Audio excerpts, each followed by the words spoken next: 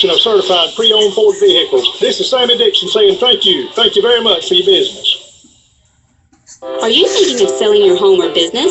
Hi, I'm Gloria, and as a realtor, I know that getting rid of the clutter in your home is one of the best ways to help sell your house quickly. At Jessup Premium Storage, our family-owned company provides a convenient and secure building for all of your storage needs. We now offer outdoor covered parking for that antique car, boat, or RV. Due to our recent expansion, we offer units that range in size from as small as a bedroom closet to as big as a one-car garage. All of our units are inside and climate controlled with 24-hour access and security. Our leases run month to month, so you're not locked into a long-term commitment, giving you the flexibility to move your belongings out the minute you purchase your new home. Stop by today or give us a call, 530-8003. That's 530-8003. Jessup Premium Storage. Be cool, clean, and secure.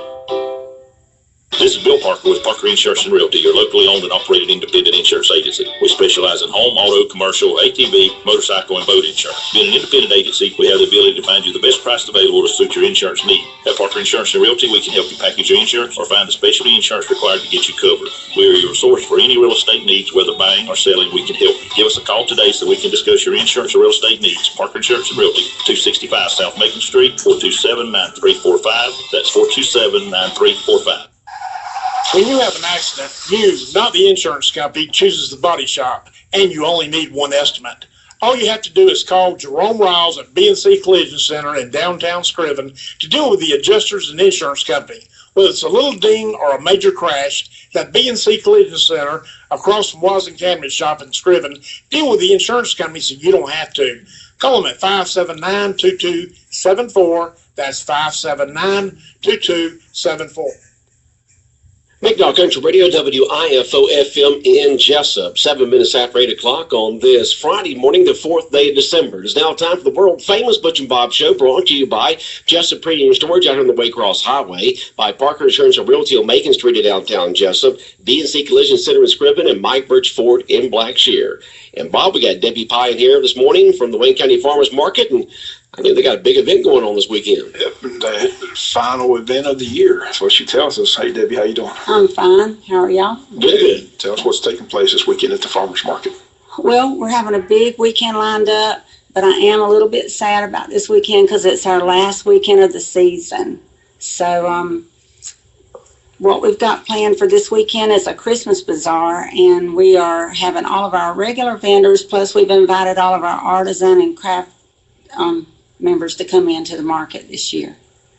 Okay, Santa Claus is going to be on hand as well. Oh yes, Santa Claus is going to be there at certain hours. He'll be there Friday today from 4 to 6, and then tomorrow he'll be there from 11 to 1.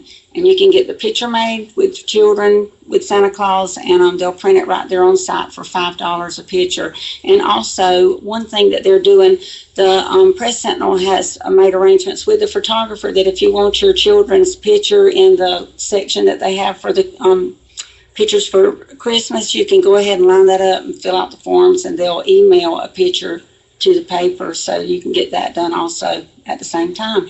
Sounds good. Mm-hmm. And how long will it go tomorrow with the parade and everything? What are the hours tomorrow for the market? Tomorrow's going to be 9 to 3. We're going to stay open a little bit longer since we're having the bazaar. Okay. Yeah. What's all going to take place with the bazaar? What's all there? Okay.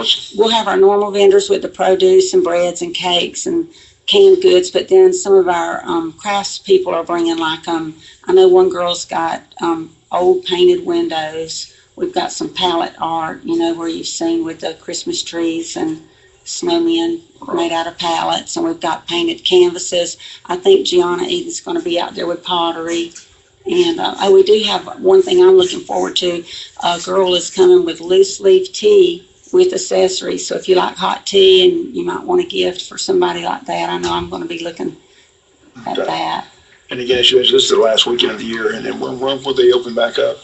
The first weekend of April. If you think about the time change, it'll kind of revolve around that, but it will be the first weekend of April when we open back up. Okay. Mm-hmm. Well, to me, it's been a great success. Just want to get your thoughts on the market overall. Oh, it has, and like I say, I hate to see it end, but it has been a real successful year, and all of our vendors, they've been happy with what they've done. They're all coming back next year, And so it has been a great year. Just nice to have it back. It's been a vision of a lot of people. I know City Councilman Nick Harris put a lot of work into it. Oh, yes, City he put a did. lot, so it's just nice. I hate that we didn't get the grant for the roof, though. Maybe we can try again next year for that. We are going to try, and right now we're going to try to get some fans in there for the summer, because if you remember how hot it was out there, we're going to try to get 2 of the porta-cool fans, when we open up in the spring. Like I said, just a tremendous asset to the city of Jessup. Again, glad to see the farmers market back, and like exhibition has been very successful. The vendors have been pleased. The merchants have been pleased as well as people going. So it's just been fun just to see all that local produce, all those local items for Wayne County to purchase. So it's been nice. So it's a fun place. It's a fun place to hang out, and I've become so close with all the vendors, people that I didn't even know. Now we're like family. So they'll be back next year, and I'll be looking forward to that, and the community will as well. Okay, well, once again, go over the weekend events again, the bazaar. Okay, we start today at 1 o'clock, and it'll be our normal food vendors, and also craftsmen and artisan. We'll have all kind of crafts out there. Just come take a look at some of the things you might want to give someone for Christmas. It'll be from 1 to 7 today, and from 9 to 3 tomorrow. And don't forget about Santa Claus. Come get your children's picture made with Santa Claus. Okay, sounds great. Again, hats off to you and all the people put together. Just hopefully they can apply again for that. A new roof for the building would be nice. I didn't get that grant, but I know everybody's. I tell people, it's good that they applied though. Like I said, maybe they can apply again next year and hopefully get it next year. We will. We'll be applying for a couple of grants. So if we don't get it on one, maybe we'll get it on the other. But it's just a great facility. Like I said, a lot of work put into it, and just nice to see it back and thriving here in Wayne County. So again, congrats on just a successful event. Thank you. We do have one more event that I want to mention, and it'll be our last event at the market for this. It'll be next Thursday, December the 10th. We'll have bingo at the market, and that's been a big success too. We have anywhere from 30, 40, 50 people come out each time, and we have real nice gifts. I think this time I'll have 3 or 4 real nice handbags to give away, and it's a double handbag, so you get 2 handbags. But those are like our grand finale and our grand prize winners, and then we also have a 50-50 cash prize too. So everyone seems to be enjoying the bingo, and if it gets too cold for the outside, we'll move it inside. So I want everybody to still continue to come for that, even if it is cold outside or cool. But we have a big time that night too. We just got a compliment text in on you here, Debbie. It says, Debbie is doing a great job with the farmers market. Keep it up. Thank you. Thank you. All right. Thank you. Always when you can text in comments and questions to us here at 912-427-3711. Yeah. Everybody come out this weekend. We're going to have fun. You might find some food to eat, and I'll have you a big pot of coffee made. So just come on out and have fun with us. Okay. Sounds good. Well, good luck today and tomorrow, folks. You need to go to the Wayne County Farmers Market today and tomorrow. Today between 1 and 7, tomorrow between 9 to 3. 9 to 3 for the a big Christmas bazaar going on there at the Farmers Market on North 1st Street in Jessup. And so go on out there and enjoy all the activities. Okay. All right, Debbie, great job this year with the Farmers Market. We look forward to reopening next April. Thank you. Thank you. 105.5 FM in Jessup, Big Dog Country Radio. We'll be back with the world-famous Butch and Bob Show in a minute. Looking for a great deal on an appliance? Look no further than your local Sears Hometown Store in Jessup. Going on this Thursday, Friday, and Saturday, Sears Hometown Store is having a red tag blowout sale on all scratch and dent, used, and clearance appliances. All red tagged items must go since they've reduced prices throughout the store. From washers to dryers to refrigerators to even ovens, it all must go. So don't miss it. Visit your Sears Hometown Store in Jessup this Thursday, Friday, and Saturday for their incredible red tag sale. Sears Hometown Store. The annual Barber & Company yard sale will be this Saturday, December 5th from 8 a.m. to 4 p.m. at their warehouse on Thomas Street in the heart of Odom. Most items are only $1, so you don't want to miss it. They'll have tons of new designs to offer, as well as brand new shirts they've accumulated over the past year. Many have never been pulled out of the boxes. Tons of hats, belts, wallets, and 3-foot by 5-foot Confederate flags, only $10. That's the annual Barber & Company yard sale this Saturday, December 5th in Odom. That's always a big sale at Barber & Company, Bob. Yep, it is. Big crowd. Big crowd shows up. Most items are about $1, just tons and tons of items. Some of them never even been pulled out of the box. So all kinds of stuff there. Barber & Company starting at 8 o'clock tomorrow morning. Get there early while selection's at its best. Barber & Company right there in the heart of downtown Odom. Well, what a week for Coach Rick, huh, Bob? You're fired, you get interviewed, you're hired, and next thing you know, you get interviewed and then you're hired all in 1 week. I just say he's not doing the ball game because I was hoping the bowl game was going to be his last hurrah, get a chance to say him there, but it's kind of sad, not really a farewell. Yeah, that's not really a 15 years of service and a lot of good memories and a lot of great times and a few SEC championships, but not a chance for any Georgia fans to, just give farewell. That the ball game was going to be kind of like the swan song where, you can go show up and, whatever, but wish him well, Miami. As I said, his alma mater. I'm sure he's, like I said, he knows that area. He played his high school ball down there, played his college ball down there. Miami's excited he's coming down there in the ACC. Should be able to compete right away. So, we'll wish Coach Rick the best down there. Right. Hopefully he can win the big one down there. Yeah.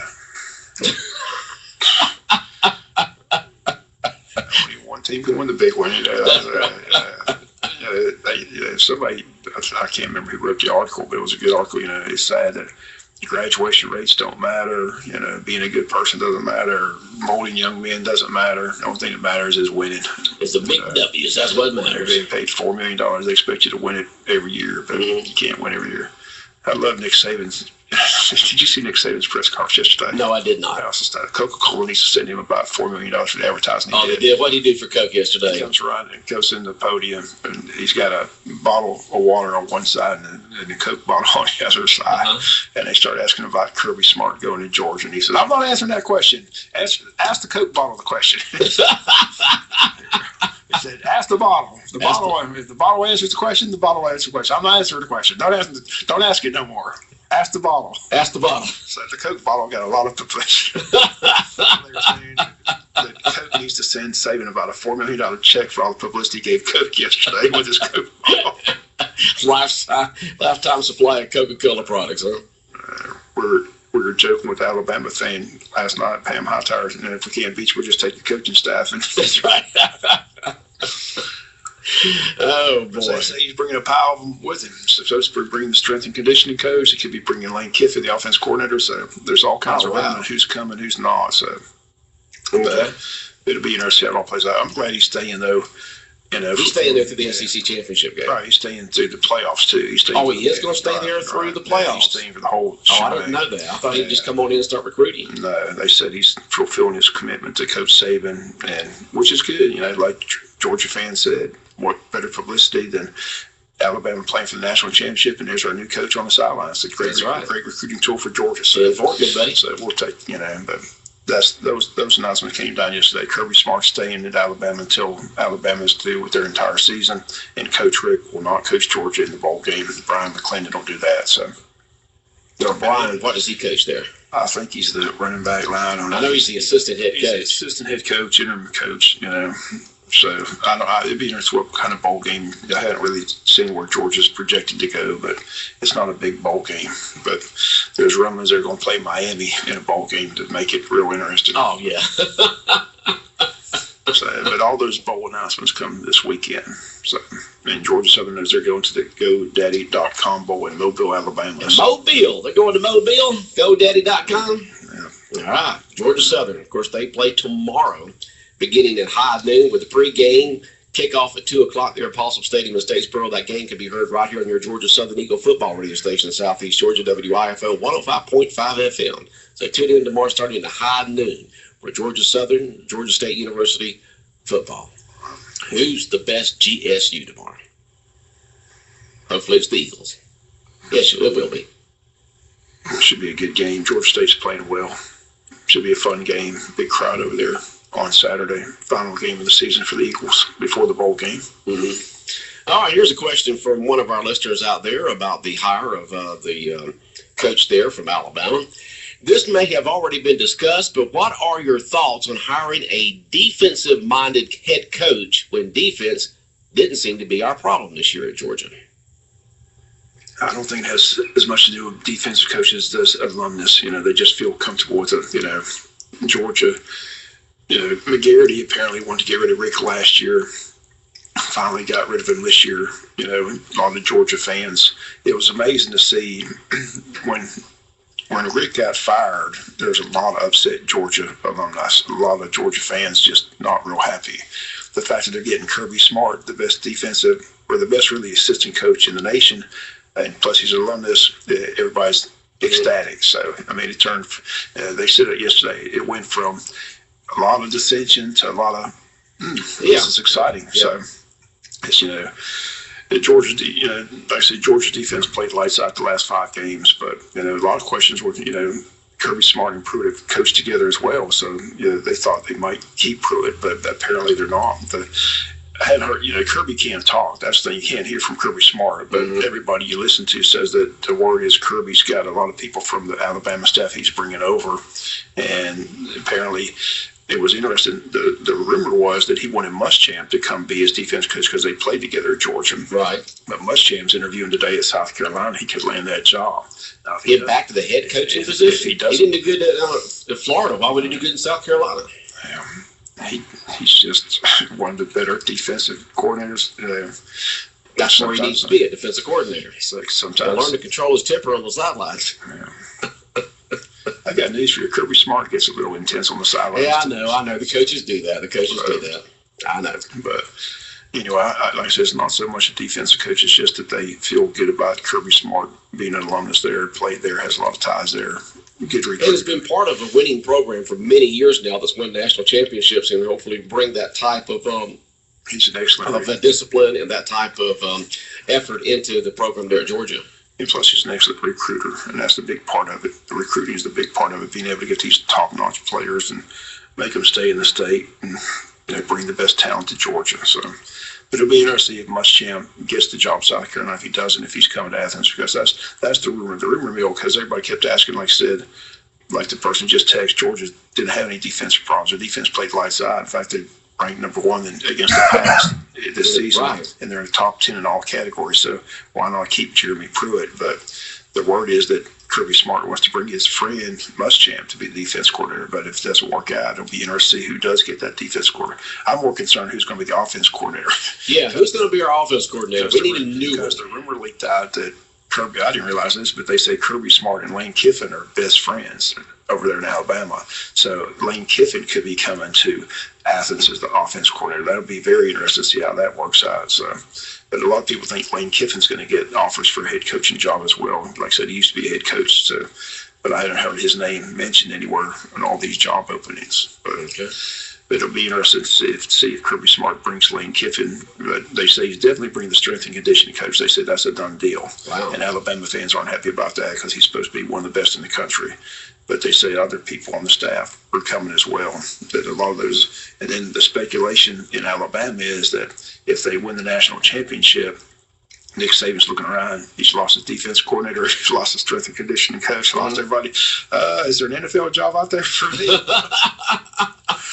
So that's the speculation going on in Alabama right now, that Nick Saban could possibly win his 5th national championship and decide that, it's better for him to move on to another challenge in the NFL. He was in the NFL one time, and everybody that knows Nick Saban says that's what he's wired about. He's wired about challenges and motivation, and why stay at Alabama after he's already won his 5th national championship? Why not just move on to the NFL?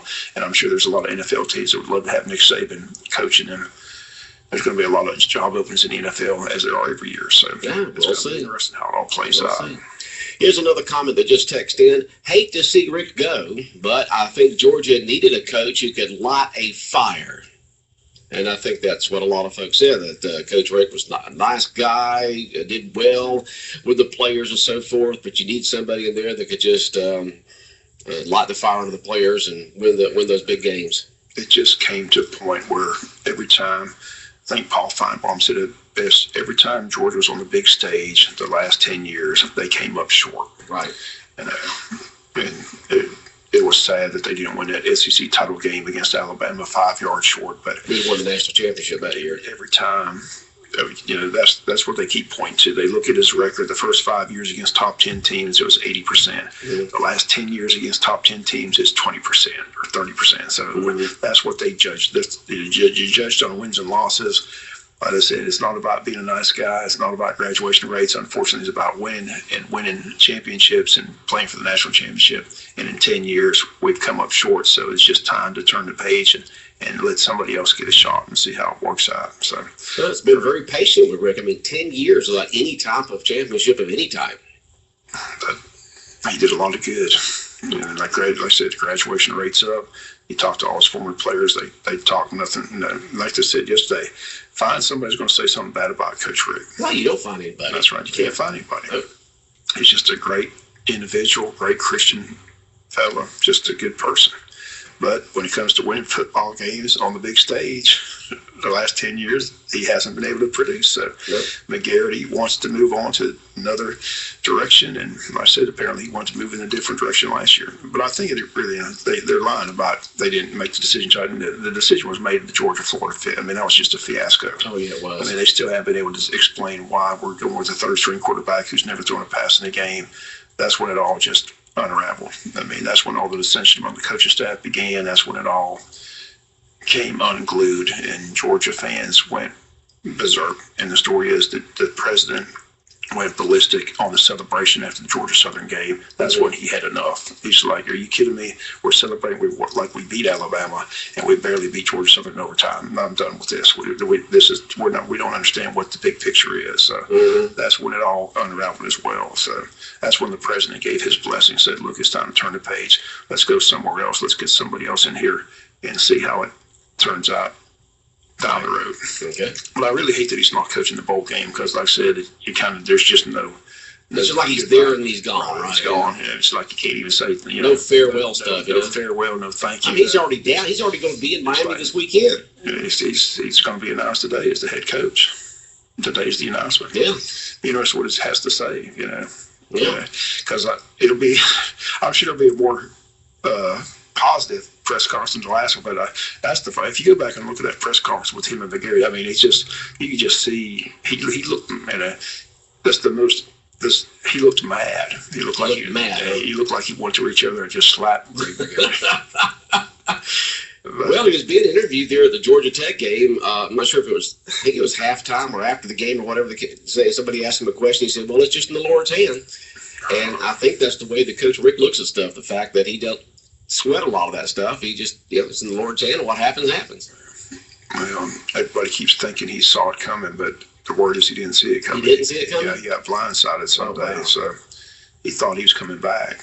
Because, like I said, he was out there recruiting, taking pictures with recruits, and he won his last 5 games. He thought for sure he was going to get another year. But when he got that phone call, it didn't happen. So, but you watch that press conference, you can just see he's keeping his composure, but inside, it just looked like he just wanted to. It was just a very tense press conference with him and McGarity. But I just hate that McGarity just lied when they asked him when the decision was made. He said, "Oh, I made the decision driving back from the Georgia Tech game." No, that decision was made several weeks before that. That decision was made after the Georgia-Florida debacle. That's what I call it, debacle. It was. I mean, it was like Coach Rick said, "Okay, I don't like the quarterback selection. We're just going to throw somebody in there." And it's like he said, "I'm just going to show you." It wasn't about winning the game. It was like trying to show the fact that they'd made the right decisions with 2 starting quarterbacks. Yeah.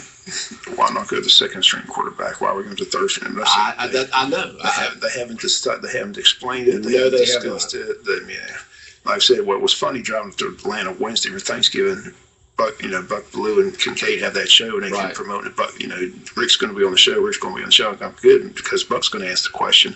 And when Rick got on the show, he said, "Look, there's 2 stipulations. I'm not talking about the season. I'm not talking about my job status." And Buck was like, "Well, what the heck are we talking about there?" We'll talk about the decision. You can still talk about the decision in the Georgia-Florida game. That's when I kind of because he said he wasn't discussing the season at all. He would not discuss the season. He would not discuss his job status. The season, he wasn't talking about any of the games. What the heck was he talking about then? That's what Buck said. Why are we here? That's what I'm saying. It was a short interview. That's when I knew that it was the end of Mark Richt. I mean, if you can't talk about, you're a 15-year head coach and you can't sit in a talk show and discuss the season, something's just especially with the wrong. quarterback who's only won the one national championship with the Dogs. So to me, that's when I knew that Mark Richt's days were numbered. Yeah. All right, Bob, we got to mosey out of here. Anything else on your mind? Just don't forget the Christmas. A lot going on. Yep, lots going on this weekend. Yep. Santa Claus, Mrs. Claus, the Christmas parade tomorrow night. So. Okay, all right, sounds good. All right, the world famous Butch and Bob Show brought to you by Mike Birch Ford in Blackshear, by Jessup Premium Storage out here on the Waycross Highway, B&C Collision Center in Scriven, and by Parker Insurance and Realty, located on Macon Street across from the Heritage Bank in downtown Jessup. It is 8:30. Let's check in the latest news from Fox News Radio, brought to you by Big Dog Country Radio.